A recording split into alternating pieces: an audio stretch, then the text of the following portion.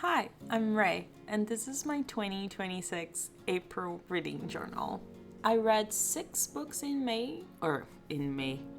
April, and I honestly don't know how because I was very busy in April. I was running around like a crazy person doing a bunch of things.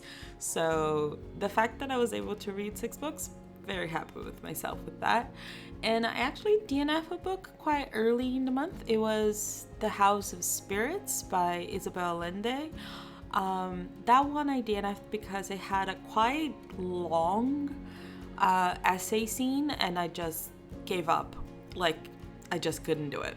I closed the book. I was like, okay, we're done with this. I don't need to read this in my life. I don't need this. So 6 books in April. Had a lot of fun with most of them. Not the best reading month in general, but pretty good haul of books. Kind of all over the place, genres-wise. My book genre shelfie got a bit more colorful this month, not so many romances.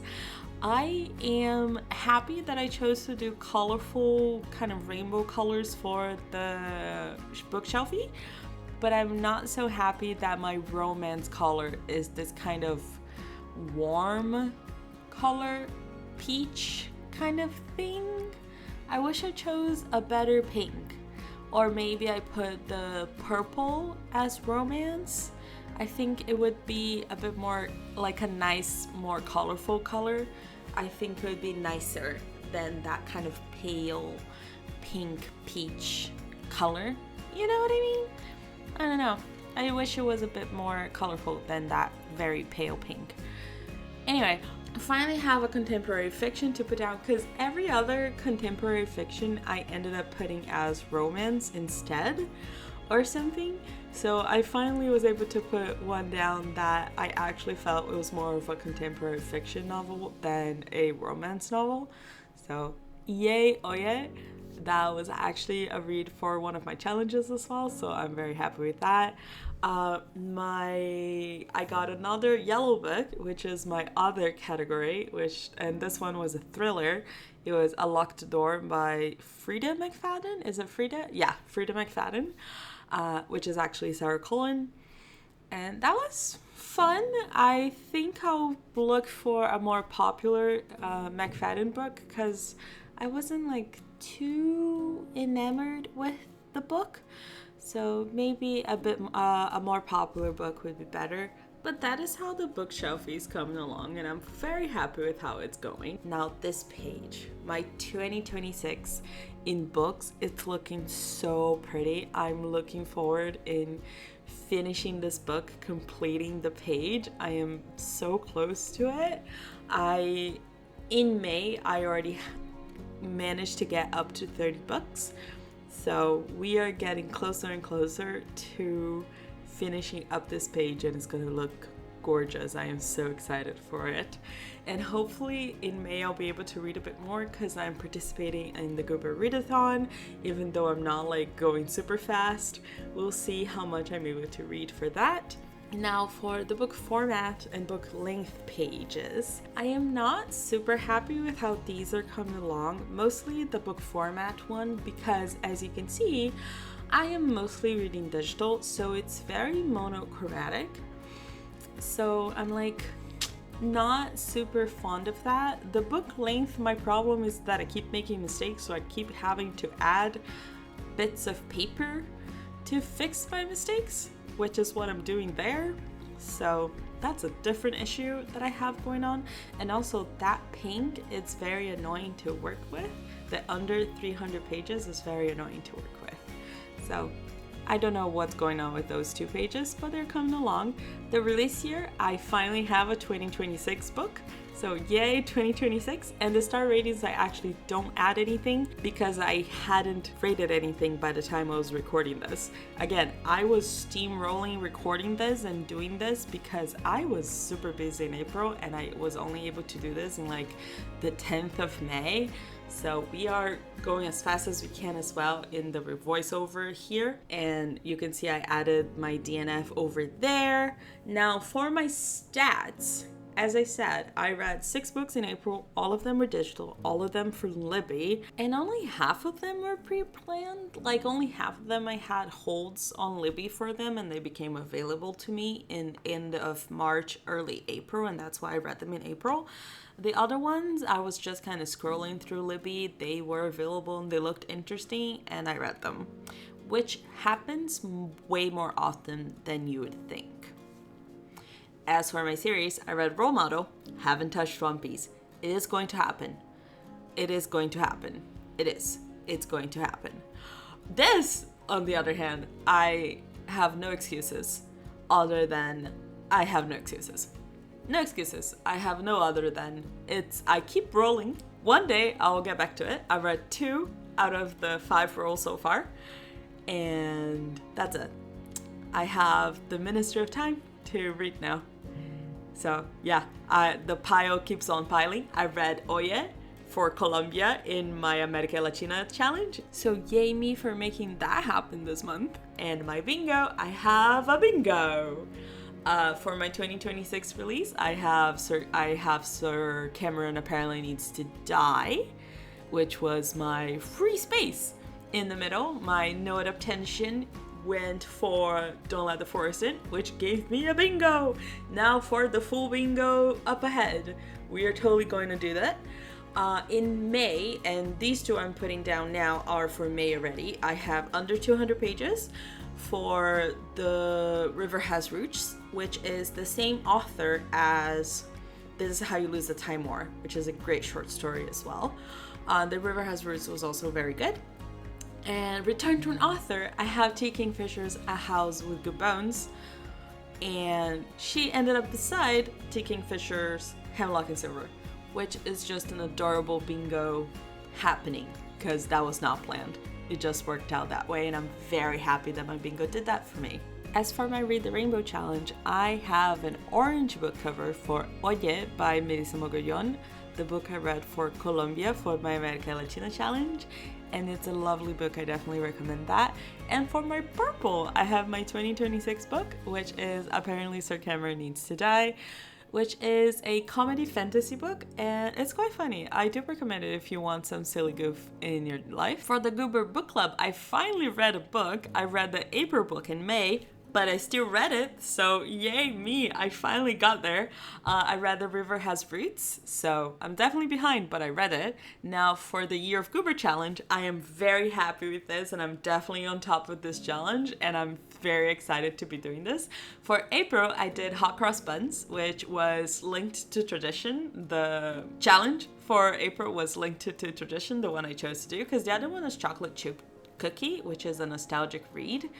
And I guess the book I chose would kind of still fit in Chocolate Chip Cookie as well, because I ended up choosing to do The Other Bennett Sister, which I chose to put it as linked to tradition because it's a book inspired by Pride and Prejudice by Jane Austen, which is a very traditional book, right? It is in the zeitgeist of books, historical books in traditional publishing, whatever, historical, everything.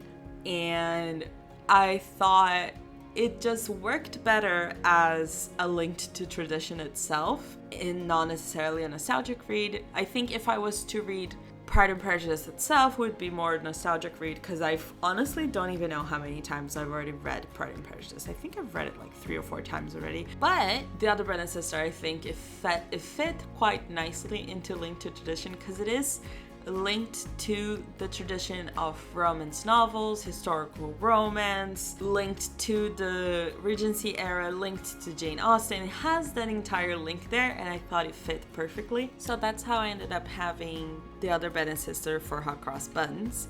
And here I'm just doing my drawing with my Prismacolor pencils that I decided to show it to you guys this time around, as opposed to last month where I didn't show you guys, when I didn't show you guys myself drawing the croissant out and painted it out completely. I thought you guys might enjoy seeing me do this.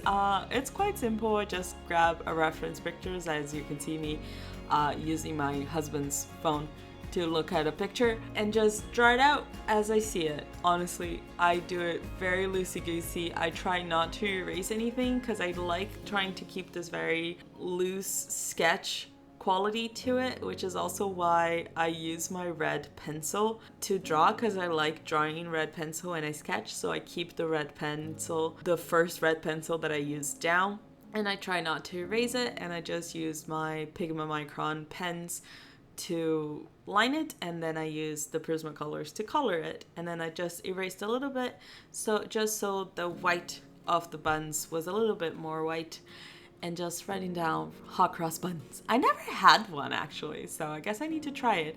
And this is just me finally figuring out I don't have a lot of the stickers that I needed actually, and then I'll print a bunch of them later, and at the end when I get to the last page of my first pages, I'll go back and stick a bunch of them down. For my Lost in the Library challenge, I didn't do the treat yourself. I'm gonna go on a trip and I'm gonna buy some stationery, and that's gonna be my treat yourself for my Lost in the Library challenge. But for May, I wrote immigrant and refugee, or refugee MC. But for this, I definitely need you guys' help. I would love some recommendations for this one. I have nothing in my TBR radar, so I would love a recommendation for this one, because I definitely need to stop and look for something for this, because I don't have anything on my TBR right now that would fit here. So please and thank you. I'd love a recommendation for it.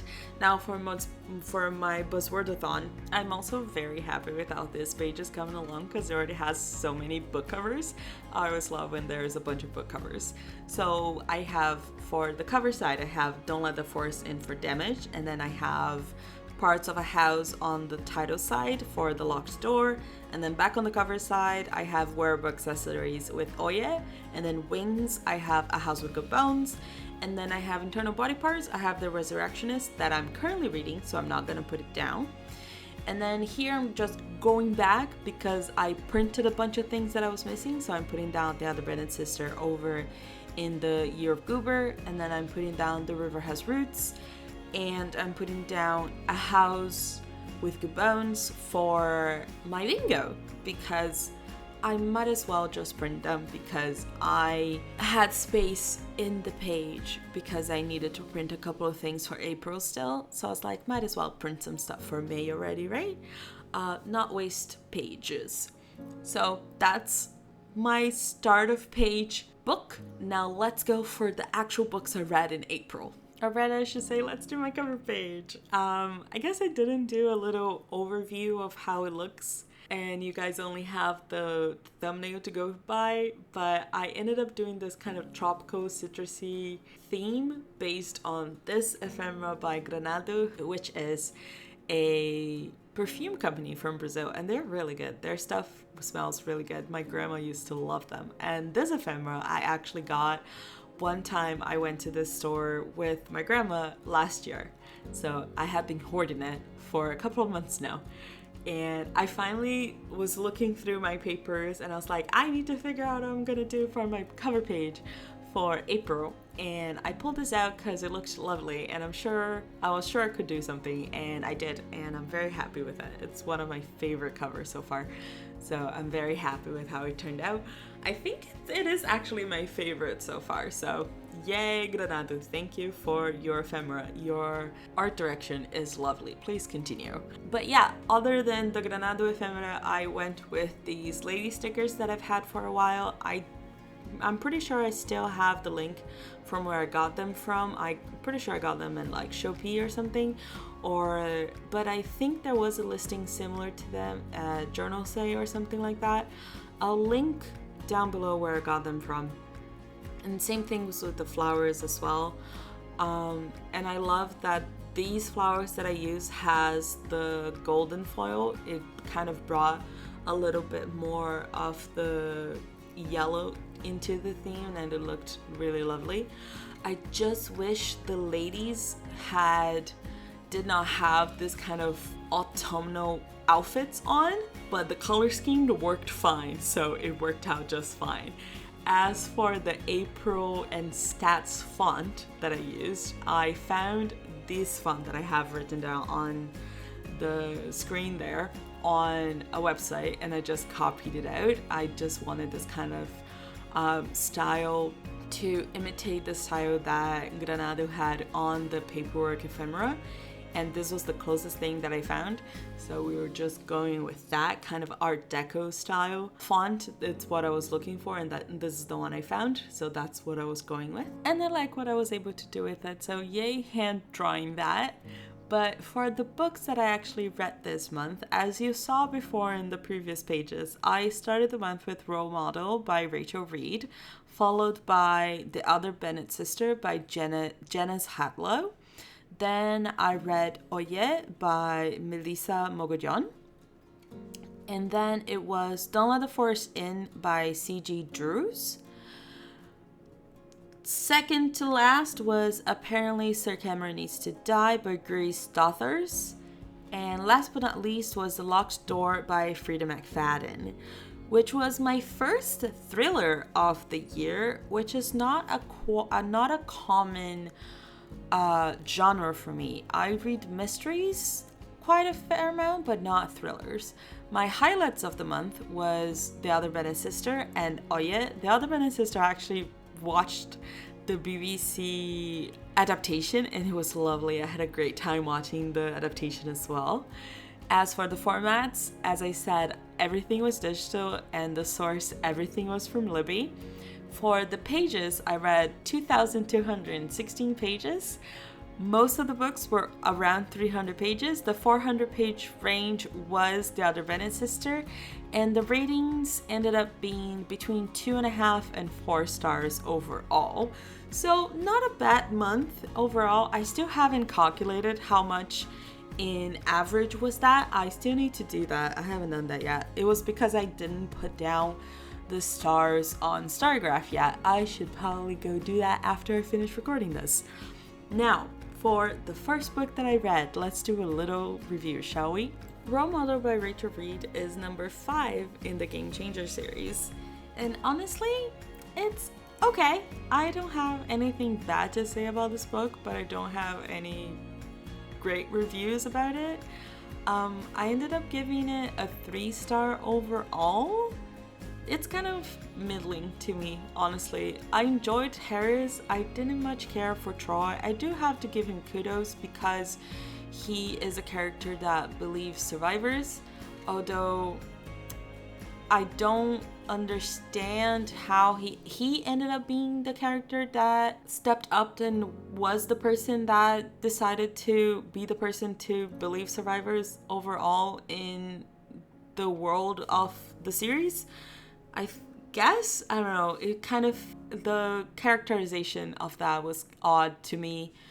I guess he needed something going on for him in matter of personality in comparison to Harris, because Harris has all the personality. Troy feels like a doorknob, honestly.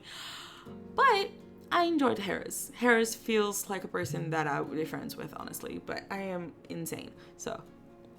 And he is not normal in the head, so it worked out just fine. We would be great friends. For my overall ratings, characters was 4, atmosphere, relationships, plot, and enjoyment ended up being 3, and characters a bit higher, 1 because of Harris, and 2 because I really enjoyed the fact that we get a lot more out of the other characters in the series, or in the book. Like, we get a lot more of the other hockey players. We get actually minor characters in this book, other than just like 1 or 2 kind of like random one person for each of them. We get like a family kind of situation. Like Troy has the centaurs kind of being like the family model, and then Harry's has his actual family kind of situation. So we have like these 2 nucleus of characters that we can interact with, instead of just like one person for each of them. So we have a bit more going on, and I quite enjoyed that. So that was a nice change of pace, and I'll give it that. Overall, I was mostly more interested in Ilya, not gonna lie.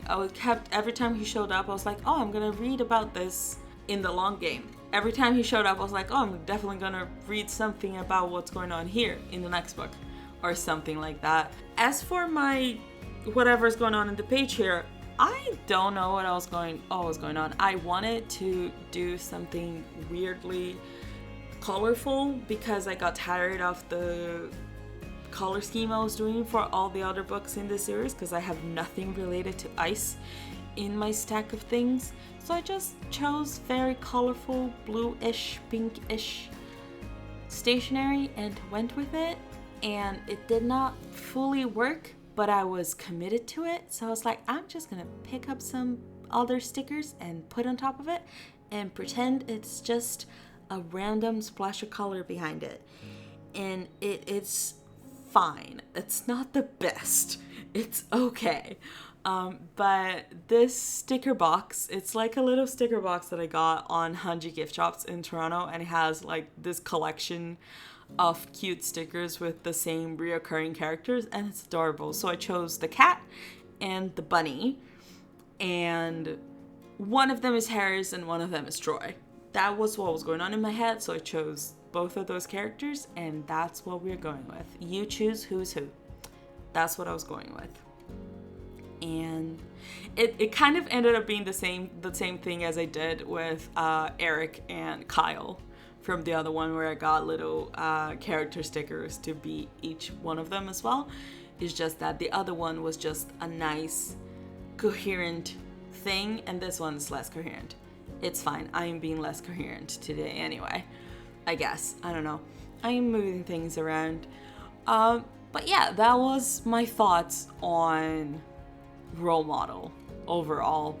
It's a good entry in the series. There's nothing wrong with it per se. I just was not in the headspace for it, I guess. But I haven't been in the headspace for much, or I wasn't in the headspace for much, honestly, in the end of March, early April. I am doing better now. Things are working out okay, but that's why I'm so busy. I'm like keeping doing things to like get back into the grand scheme of things, and I'm doing better now. So hopefully May will work out better in life, and it's been going on okay so far. But I have a trip coming up, which is why I'm rushing with this, because I need to get this done before my trip, so I don't have to worry about it, and this is not super late, and I don't have May to contend with this video. So let's keep the ball rolling. The next book I read in April was The Other Bennett Sister by Janice Hadlow, and this was lovely. I had a great time. This is my highest rated book for April. It ended up getting 4 stars. It was absolutely lovely. To be fair, I probably ended up loving it more because it was related to Pride and Prejudice, and that is definitely one of my favorite stories overall. It's just lovely. I love Jane Austen. I need to finish reading all of her books. I only think I read half of them. It's fine. I'll get there.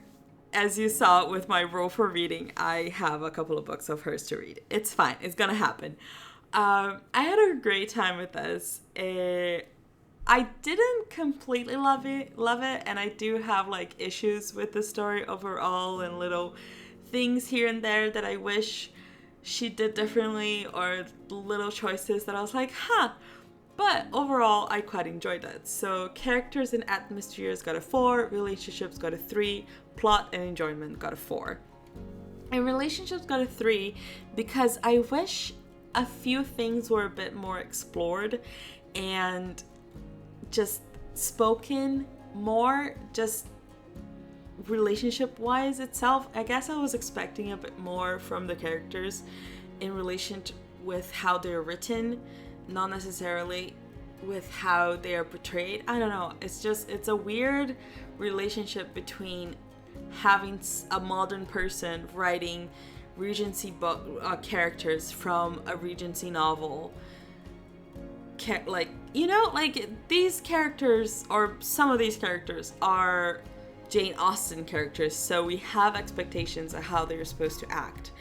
And Hadlow didn't really change them that much, I guess. She actually had to give Mary a personality because she doesn't really do a lot in Pride and Prejudice, so she had to actually give Mary a personality and a drive and things to do and stuff like that. So she had a lot to contend with, but I loved additions and expansions of characters. Like, I loved how she dealt with Mr. Collins, for example, and I absolutely adored how she dealt with Mrs. Bennett. I thought it was lovely. Mrs. Bennett is an a-hole, but she was amazing in this book. I loved her. And overall, like, Mary's romance and how the whole story progresses, I thought it was lovely. And I had a great time with the BBC series as well. They change a couple of things and they mess around with the timeline of the novel. But overall, it's quite faithful to the source material, considering that they changed the order of how things happen. The overall story, how, like, the things that happen are pretty spot on. They're just changed. The order's just changed a little bit. But overall, I quite enjoyed it. And I had a great time. It was interesting to see a different view of Regency era Britain and a different point of view of Pride and Prejudice. I had a great time with it as well. As for what I'm doing in the page, I have this lovely washi tape that I'm cutting up there with the houses that I just put on some paper because it was too transparent to show up on the PT bookcase.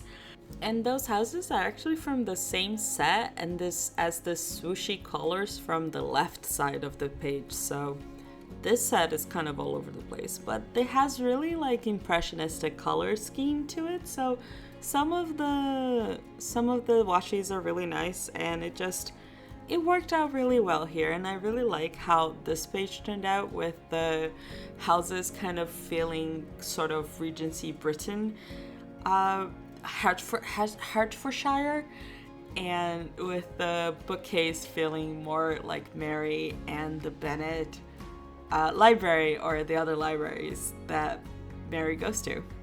But let's move on to the next book I read in April.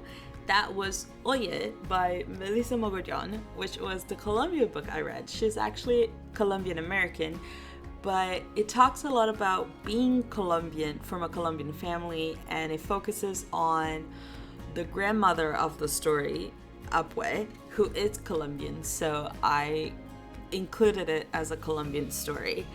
And this, oh my god, okay. I didn't cry reading this book, but I might cry talking about it. This book is focused on the story of, so this book is one-sided conversations on the phone by Luciana, who's calling her sister who's living away from her family. And there's a lot of stuff going on, and I might get a little bit into spoilers here. There's a lot of stuff going on in the family, and Luciana is calling her sister, trying to like tell her what's going on. Hey sister, you need to call, you need to be more here for your family. Like, you need to, even I know you're away for college, but you need to be here for your family. I need you, I'm your sister, I need you here, right? I know you're away, but I need your help. And for this book, I gave 3 for characters, 3 for atmosphere, 4 for relationship, plot, and enjoyment. And I say that I might cry talking about this book because this book deals with their grandma being sick and their grandma passing away. And I touched on it last month, that I had a really hard time in my life last month, in March. Or 2 months ago now, actually. My grandma passed away in March, and it was a really hard time for me and my family. And I read this because it sounded like a really interesting story, and I wanted to read a story talking about a grandma. And when I realized that the grandma was sick, it was like I needed to read it. Like, it was a story that I needed to finish. When I realized that the grandma was sick, I needed to finish the story, and it was really good. I really enjoyed it. It's very fast-paced, and it's quite unique because you only get one side of a conversation, and it has like a couple of phone calls, so it's not just one long conversation that's going on, it's a couple of phone calls, and there are a couple of days apart, a couple of weeks apart, so there's like big gaps in what is going on from one phone call to the next that you kind of have to fill in the gaps between the conversation that you're reading. So it's quite interesting how much attention you have to pay to the text and to what Luciana is saying to her sister and stuff like that. And yeah, it was a really hard read for me because of being about Abue, or the grandma in the story. And it's not like this grandma was similar to mine. Like, my grandma was very the one thing that Abue and my own avó were very similar in is that my grandma was always dressed up. She always had makeup on. She was always dressed well. She always had her earrings on. She always had her rings on, her necklaces on. She always had beautiful clothes on. She always dressed up. And I guess that might be a Latin woman thing. Because I am Brazilian and my family is all Brazilian. So it might be a cultural thing that we have down in South America. But it's not like Abue reminded me of my grandma, but the whole situation was very hard to read because of that. So it was an interesting read to have so close to what happened with my own grandma. It was a really good book though, and I do hold it dear to my heart because it helped me in such a hard time in my life. Yeah, so sorry about the crying. It kind of happened. It wasn't intentional. Moving on, I guess. The next book I read after Oya was Don't Let the Forest End by C.G. Drews, which is a horror YA novel, which is very out of my comfort zone. I've been keeping away from YA in general. It's just not something I've been drawn to for a while now. And in general, I haven't been reading a lot of horror. It's not scary to me, it's just disturbing, and this kind of felt disturbing as well, not scary. So that's where I landed on this one. The illustrations in the story were absolutely amazing. My original plan was to print some of the illustration to put on this page, and then I completely forgot about it, and I remembered as I was recording this, and I'm like, I am not gonna stop and print more stuff. That is not going to happen, so I didn't do that. For my ratings, I did 3 for characters, 4 for atmosphere, 3 for relationships, 4 for plot, and 3 for enjoyment. So kind of all over the place, with a rating of 3.4 or 3.5 stars as well. I don't have a lot to say. I don't want to give any of the story away. It's quite interesting. I really enjoyed it. I figured out what was going on before we got to the end of the story. I don't think it's supposed to be super surprising, like the reveal that we get. I don't think it's supposed to be really surprising. It's really well set up, so that was I was really happy with that it was really set up. Like, if someone was paying attention, I guess like I was, you could definitely see what happened coming, and it wasn't just something that happened out of the blue. So I was happy with that. And the writing is quite interesting. I enjoyed it. It was a bit too much sometimes, like it's a little too flowery, I guess. It's a word I could use for it. But overall, it was a good book. I enjoyed it. I might read more by C.G. Drews eventually when they come up with more stuff. I think so far they have a prequel to this novel, and that's it. but to be fair, I haven't been looking for it.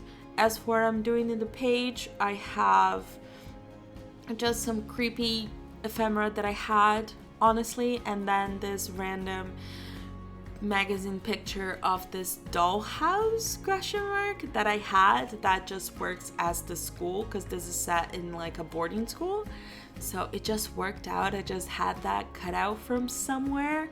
I have no idea why I have that, but it worked out. Again, I hoard little thingamabobs. I don't have more because I haven't been able to get my hands on stuff. I definitely need to get my hands on some art magazines or some weird magazines or something, so I can get some stuff to be cut out from. I haven't gotten my hands on magazines, that's why I don't have more ephemera. But that was Don't Let the Forest In. The next book I read was apparently Sir Cameron Needs to Die by Grease Stothers or Stotters. I'm not sure how to say your name. My person. I think they're non-binary. I'm not sure right now. I think they are. Sorry. Which is number 1 from Legends of Larnia, which is a new series. This book came out this year. The second book is announced from what I could tell, but I don't know when that's coming. So when that comes out, we'll see if I'll continue this series. I'm not 100% sure. Honestly, it is funny. I had a good few chuckles from it, but it feels more like a book that my husband might like the comedy in it feels like my husband would enjoy it more than I did. You know? That's my take on it. If this book feels like a movie that my husband would watch, because my husband likes fun, like silly movies, and this book feels like a silly movie in book format. That was my take on it. So that's kind of why I read it. Like after reading Oye, which made me sad because of life, and reading Don't Let the Forest In, which is a fairly serious book, I was like, I need something silly goof.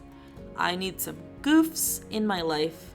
And by title alone and cover, I was like, this is goof, 100% sure this is goofs. So goofs it was.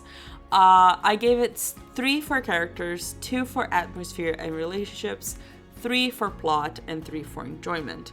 So it was high on goofs, not high on enjoyment for me personally. It was too goofy, not enough development for me. So it ended up getting a 2.5 stars for me. Mostly because I felt like there needed a little bit of earnestness from the characters. I think that's what I was missing from the characters, a little bit of earnestness from how they related to each other, how they related to what was going on in their world, to the situation that they found themselves in. The premise was interesting, like how like what we find out about the world itself is quite interesting. I quite enjoyed it. I won't say anything because it gets into spoilers, but I thought that was quite interesting. I just thought that I think missing some earnestness is a good way of putting it, in my opinion, of what I'm missing from this book. It's quite funny. It's just there's some heart missing from it, I think. Maybe in the second book, Greer might find some of it and improve on the story itself. There's definitely going to be a lot more going on in the second installment of the series based on the end of the first novel. So we'll see when the second book comes along and it shows up on my Libby. We'll see if I get to it. And for what I'm doing in the page, I, again, didn't have a lot to go on. So I chose to do some moon-based things because it did fit with the story itself. If you read the book, you'll see that it does match. And some purple washi with the mushrooms that kind of felt more fantasy. And just some other stickers that I had to break it up a little bit, and that's what I had for this book, honestly. And that was Sir Cameron. Now, for the last book I read in April, that was The Locked Door by Frida McFadden, or Sarah Cohen, because Frida is her pseudonym.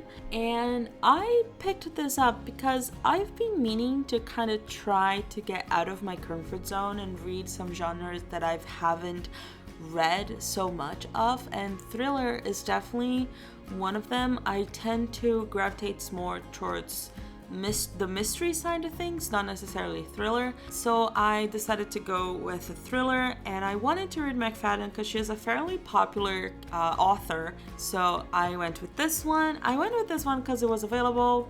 It matched one of my buzzword-a-thon challenges with the part of a house theme challenge, so that's why I went with it as well. And honestly, unfortunately, it wasn't the best.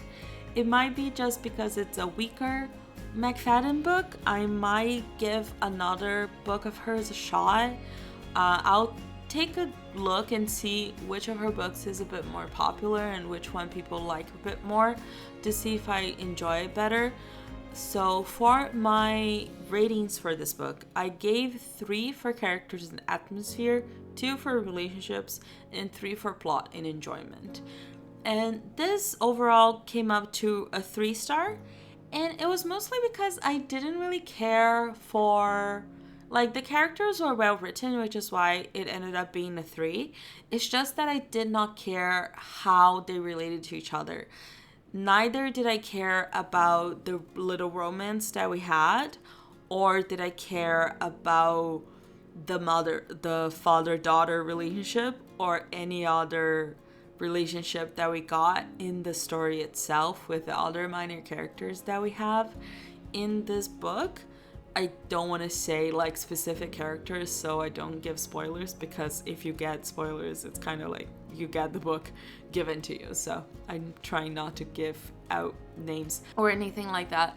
So that's why I'm like, I did not care for anything. And then maybe because also the character was not a character that was really invested in the people around her for most of the book, I didn't really care about any of the minor characters that we see around her either. So when someone is in peril, I'm like, why do I care about you? Or something like that. You know what I mean? So honestly, the best part of this book was the random cat that shows up, which is why you see that I put a cat sticker in this book. I think I'll start putting cat stickers in all of the pages that for books that have cats, just so I know there's a cat in the book. And that will just be a little thing that I do, even if it's a minor cat in the story, just so I know. Cat is the best character in this entire book. And that's it, honestly, for this book. That was it for my review of The Locked Door, which brings April to a close. Thank you so much for being here today. Let me know if you liked this video. My flip through is just showing you guys how the collages turned out, because I did not have the time to go and write my reviews down. But let me know what you think. Let me know if you read any of these books and what you thought about them, and what you think about my reviews. Let me know. Thank you so much for being here again. Bye.